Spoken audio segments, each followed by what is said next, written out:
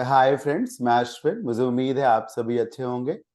आज एक और सेशन है सक्सेस स्टोरीज विद टॉपर्स के साथ, और आज के इस इंटरव्यू सेशन में मेरे साथ हैं सौर्यांश सिंह।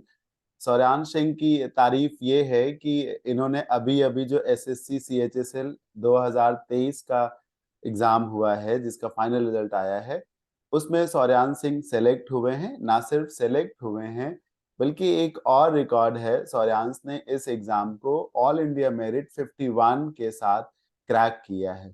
बहुत-बहुत कांग्रेचुलेशन सौर्यांश। क्या हालचाल है? Thank you. ठीक है सर। बढ़िया हो? यस ये सर। बहुत अच्छी बात है, एक कि आपका सिलेक्शन हुआ है सीएचएसएल जैसे शानदार एग्जाम में, और इससे भी बहुत बड़ी बात है कि आपका एक ऑल इंडिया रैंक है 51। तो यस बहुत सर। बढ़िया बात है। ऐसा सोचा था यस कि सर। ऑल इंडिया रैंक आ जाएगी? सर ऐसा तो नहीं सोचा था, पर हाँ ये पता था कि सिलेक्शन हो जाएगा इस बार। हाँ, ये कॉन्फिडेंस था कि इस बार सिलेक्शन हो जाएगा। हाँ, अब सिलेक्शन जब यस। होता है तो कोई ना कोई रैंक तो आ ही जाती है। Yes sir. वैसे अभी सिलेक्शन के बाद कैसा लग रहा है? बहुत बढ़िया। सर हाँ, अच्छा तो काफी लग रहा है। कुछ और हल्का अभी फील कर रहे हो? सीजे। Yes sir. कुछ हल्का फील कर रहे हो? बहुत हल्का फील कर रहा है सर, बहुत ज्यादा। हाँ, अब ऐसा लग रहा होगा कि अब इस बार जब सीजन देंगे तो ज्यादा एनर्जी के साथ और ज्यादा कॉन्फिडेंस के साथ देंगे। यस सर, बिल्कुल बिल्कुल। क्योंकि अभी ना खोने को कुछ है नहीं, तो फिर ज्यादा बेहतर तरीके से कर सकते हैं। हाँ सर। हम्म। अच्छा शौर्यांश, जब कोई भी एक नया स्टूडेंट यानी कि कोई एस्पिरेंट जब सिलेक्टेड कैंडिडेट्स के साथ किसी सेशन को देखना चाहता है, तो वो जी उसके सर। बारे में कुछ बहुत बेसिक बातें जानना चाहता है, जैसे कि फैमिली बैकग्राउंड हो गया, स्टार्टिंग में एजुकेशन कहाँ से रही, कैसी एजुकेशन रही, है ना? और यही सारी बातें तो थोड़ा सा मुझे स्टार्ट से बताएं कि आप कहाँ के बेसिकली रहने वाले हैं, शुरुआत से अभी तक आपकी पढ़ाई कहाँ से हुई, कैसे हुई? इन सब सर के बारे में कुछ बताएँ। सर एक्चुअली मैं हरदोई में एक गांव है गौसगंज, वहाँ का रहने वाला हूँ सर। हुँ, और मेरी स्कूलिंग शुरू में क्लास 4 तक वहाँ गांव से हुई है। हुँ। उसके बाद फिर मैं यहाँ पे जो है लखनऊ आ गया था। तो यहाँ पे मैंने स्वर्णिम पब्लिक स्कूल से 12th तक जो है यहाँ पे पढ़ाई की है। उसके बाद सर मैंने ग्रेजुएशन किया है बीएससी में। और उसके बाद सर फिर मैंने प्रिपरेशन शुरू की है सर। पढ़ाई में आप एवरेज थे या अबव एवरेज थे? सर मैं 12th तक तो पढ़ाई में अबव एवरेज था सर। हाँ, अच्छा। तो ये प्लान कब आया कि मैं गवर्नमेंट जॉब के लिए प्रिपेयर करूँ और फिर एसएससी के लिए जाऊँ? सर ये एक्चुअली हुआ ये था कि मैंने जो है 2018 में जे मेंस का एग्ज़ाम लिखा था सर।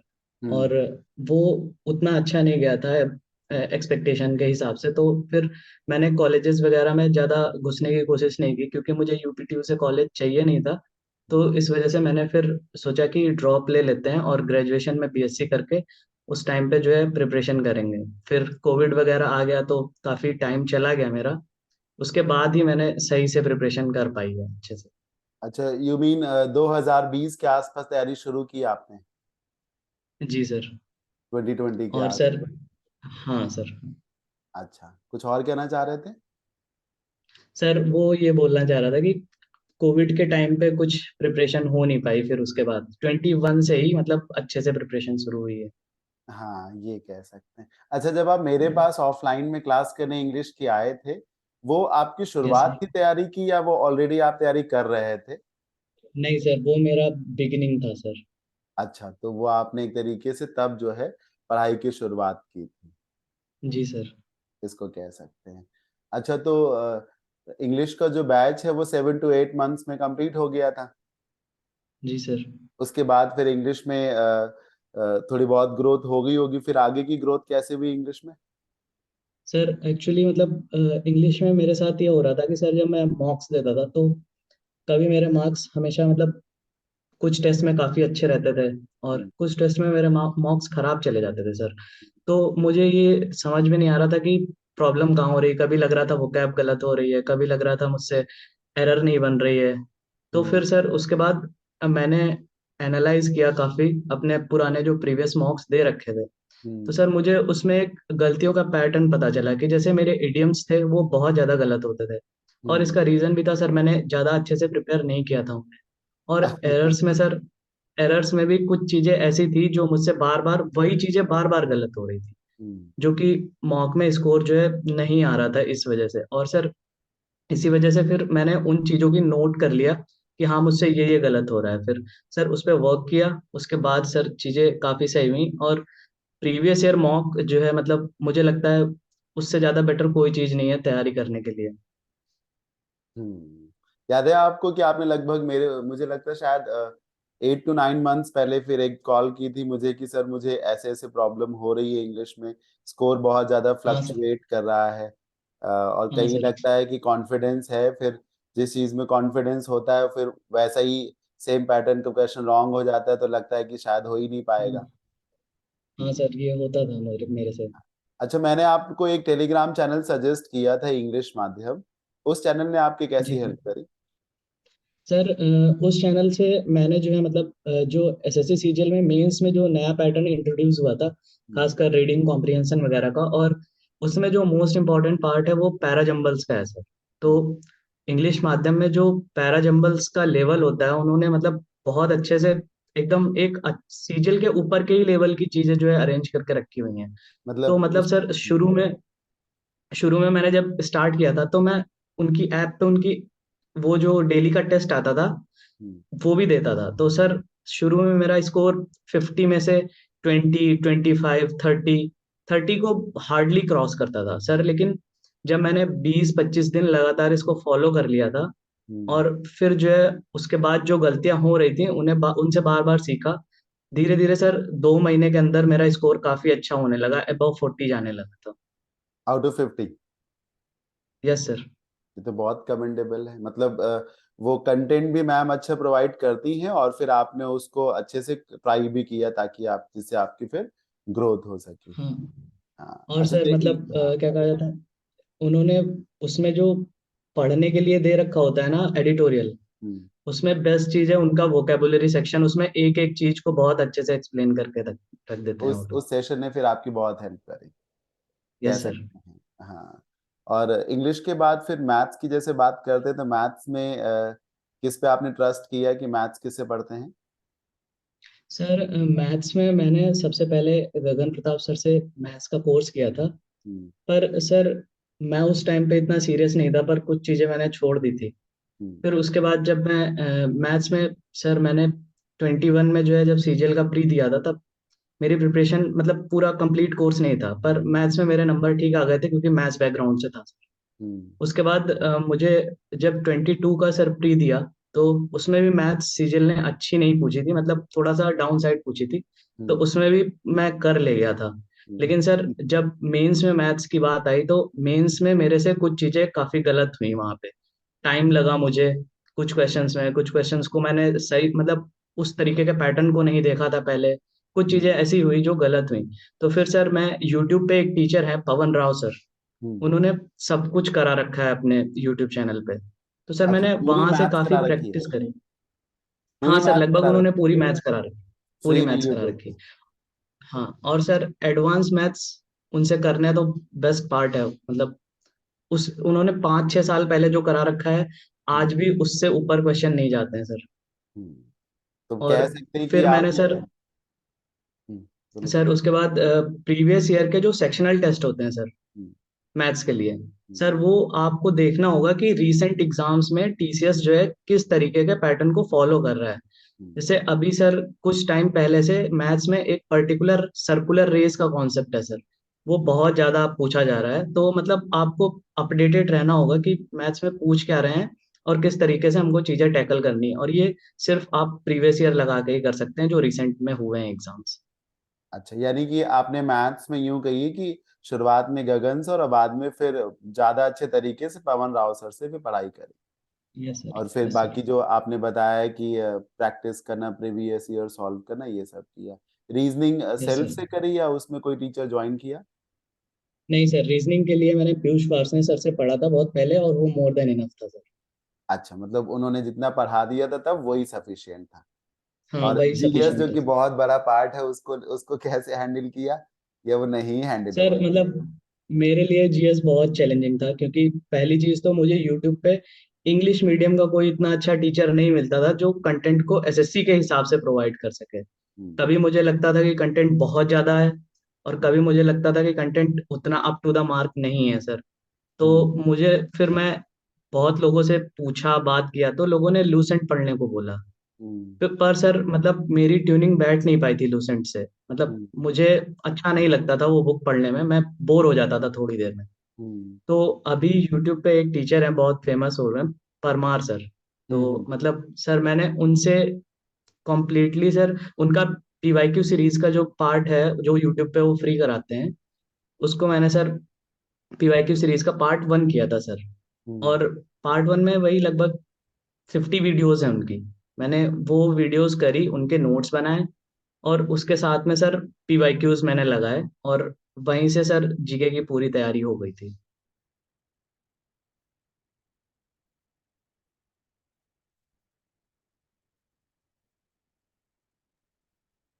अच्छा, तो अच्छा ये बताओ कि जो सक्सेस की जर्नी है अपनी सफलता में, मेरे कंट्रीब्यूशन को कैसे रेट करते हो, क्या लगता है? मैं बहुत सर शुरुआत में।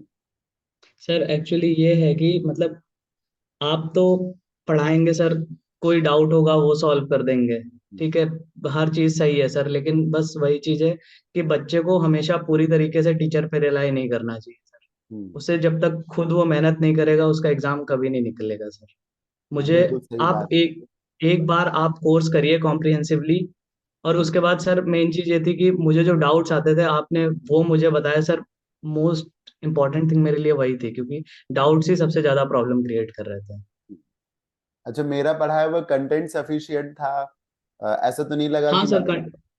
नहीं सर, नहीं सर, कंटेंट सफिशिएंट है, कंटेंट सर सफिशिएंट होता है, हमेशा ही कंटेंट सफिशिएंट है सर। बस बात ये है कि आपको क्वेश्चंस पता होने चाहिए कि पूछते किस तरीके से हैं वो, और आप अपनी गलतियों से सीखें सर, सबसे मेन चीज यही है। हम्म। अच्छा, मैं एक प्रैक्टिस बैच भी चलाता हूँ जिसको पॉपुलरली एसटी बैच बोलते हैं। आप यस कभी सर। उस बैच का हिस्सा नहीं रहे, हो सकता है मैंने कभी आपको सजेस्ट किया हो सकता है ना भी सजेस्ट सर किया हो। संडेज में मैंने किया है कुछ दिन। अच्छा, कुछ दिन एसटी अटेंड करी है आपने। यस अच्छा, सर। तो एसटी बैच का को ज्वाइन करने का बेनिफिट होता है स्टूडेंट्स को, क्या कहना चाहेंगे? हाँ सर बिल्कुल होता है, बहुत ज्यादा होगा सर। मेन बैच जो होता है, आप उसको करने के बाद आप जो है या तो घर में आप उस टाइम पे बाकी सब्जेक्ट्स भी पढ़ रहे होते हैं, सब कुछ होता है, तो बच्चा एक टाइम पे प्रैक्टिस को इग्नोर कर देता है सर। हम्म। लेकिन मुझे लगता है कि कंटेंट जब डिलीवर हो रहा है उसके साथ में अगर प्रैक्टिस करेंगे तो वो हमेशा माइंड में रहता है सर। हम्म। आगे की क्या प्लानिंग है? सर आगे तो अब सीजीएल देना है सर। अच्छा, सीजीएल 2023 में आपने मेंस दे रखा है ना? हाँ सर दे रखा था, मैं टाइपिंग फेल हो गया था उसमें। अच्छा, ये बात है। अच्छा, तो स्कोर बताना चाहेंगे, सीएचएसएल टीयर 1 टीयर 2 में जो भी स्कोर है, टीयर 2 में इंग्लिश में क्या स्कोर है? सर टीयर 2 में मेरा इंग्लिश में 120 में 108 मार्क्स है। अच्छा स्कोर है काफी। यस दूसरे सर। सब्जेक्ट्स में? सर मैथ्स में मेरा 90 आउट ऑफ 86 है। हम्म। और 80। सर अच्छा, 86 आउट ऑफ 90। यस सर, और 86 आउट ऑफ 90 है सर। रीजनिंग में 70 मार्क्स है सर मेरे 90 में। हम्म। और हम्म। जीके में सर 46 आउट ऑफ 60। मुझे लगता है कि अगर रीजनिंग में थोड़ा और बेहतर किया होता तो ऑल इंडिया रैंक 1 भी आ सकती थी। सर मैं रीजनिंग में कुछ सीरीज के क्वेश्चन थे वो मुझसे नहीं हुए थे सर, लेकिन अभी मैंने उनको इम्प्रूव कर लिया है काफी। हाँ, क्योंकि सीजीएल के लिए वो बहुत जरूरी हो जाएगा। Yes sir. नए स्टूडेंट्स को क्या कहना चाहेंगे, वो स्टूडेंट जो तैयारी कर रहे हैं उन्हें क्या बताना चाहेंगे? सर आप किसी भी अच्छे टीचर से एक बार, जिससे आपकी ट्यूनिंग मैच होती है, एक हम्म। बार आप सिलेबस कंप्लीट कीजिए, उनकी जो प्रैक्टिस शीट्स वगैरह होती हैं हम्म। उनको साथ में लगाते चलिए। हम्म। और जो भी चीजें आपसे नहीं हो रही हैं उस प्रैक्टिस शीट में खासकर, हम्म। उन्हें इंपॉर्टेंट मार्क करते चलिए, क्योंकि आपको वो चीजें दोबारा वापस से लगानी है, और टाइम कम खराब हो इसलिए आप सिर्फ इंपॉर्टेंट क्वेश्चंस को ही लगाइए। और उसमें उसके बाद सर आप सीधे प्रीवियस ईयर ही दीजिए और प्रीवियस ईयर से ही अपनी मिस्टेक्स को एनालाइज कीजिए, वहीं से चीजें जो है सही हो जाएंगी।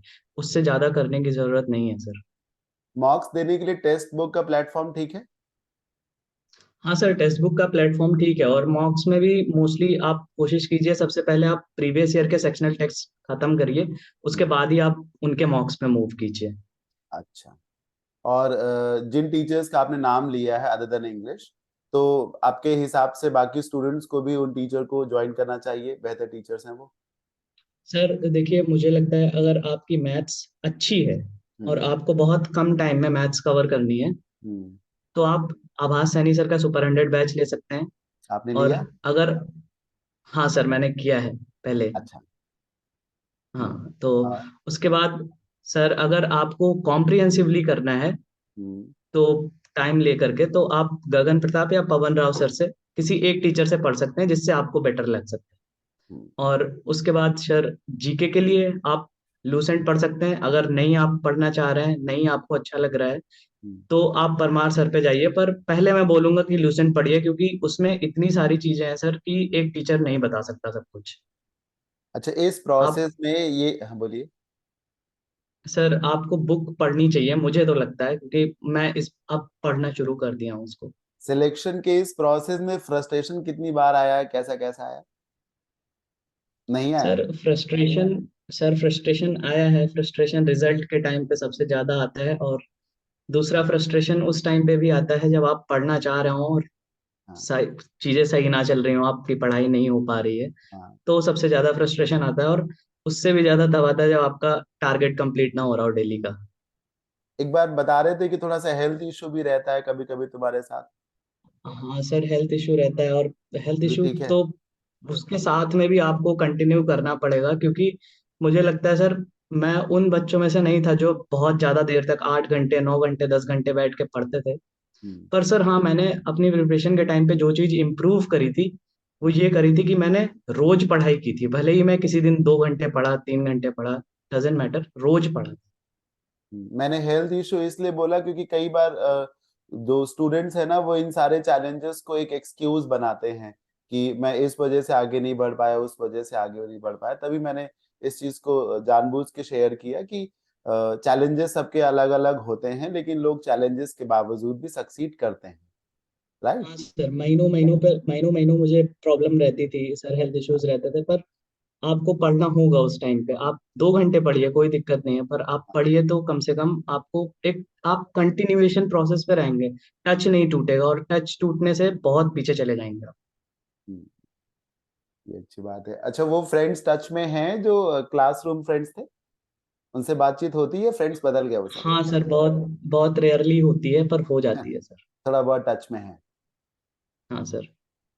ठीक है, तो मेरी तरफ से all the very best for your CGL 2024। मुझे उम्मीद थैंक यू है सर। कि हम एक और इंटरव्यू सेशन जरूर रिकॉर्ड करेंगे। और उधर भी मैं ये आपको ये विशेष देता हूँ कि जैसे इधर आपको ऑल इंडिया रैंक है 21, उधर भी ऐसा ही आपका ऑल इंडिया रैंक हो। मेरी तो यही उम्मीद थैंक यू रहेगी सर। कि 21 से भी थैंक यू आप सर। इम्प्रूव करें। हाँ, फिर भी आप जो भी करेंगे वो मेरे लिए एक अचीवमेंट होगा, आपके लिए अचीवमेंट होगा। और उम्मीद करते हैं कि बहुत जल्द इन पर्सन भी मिलेंगे। और आपके आगे के ओके एग्जाम्स सर। के लिए बेस्ट विशेस। जी सर। चलो, thank thank you you so sir. Much. Thank you so much. Thank you sir.